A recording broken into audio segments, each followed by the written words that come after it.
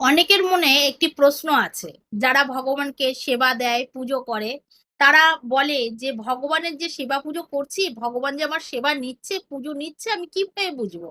ভগবান আছে, সেটাও বা কিভাবে বুঝবো? দেখুন, কিছু কিছু লক্ষণ ভগবান কিন্তু জানিয়ে দেয় যে তোমার সেবা বা পুজোতে সে সন্তুষ্ট হচ্ছে।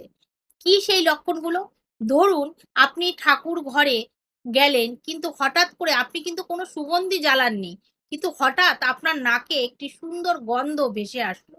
তখন বুঝবেন যে আপনার সেবা পূজোয় ভগবান কিন্তু সন্তুষ্ট এবং সেখানে সে বিরাজমান আছে। আরেকটা জিনিস আপনার সাথে ঘটতে পারে, আপনি পুজো দিচ্ছেন। পুজো দেওয়ার সময় যে ফুলটা বারবার তার শ্রীচরণে দিচ্ছেন, আর বারবার সেই ফুলটি মাটিতে পড়ে যাচ্ছে, পড়ে আপনার সামনে পড়ছে, তখন বুঝবেন যে ভগবান আপনার সেবায় খুব সন্তুষ্ট। ফুলটা যে পড়ে যাচ্ছে, আপনাকে ভগবান আশীর্বাদ করছে। এই জিনিসটা কিন্তু মনে রাখবেন।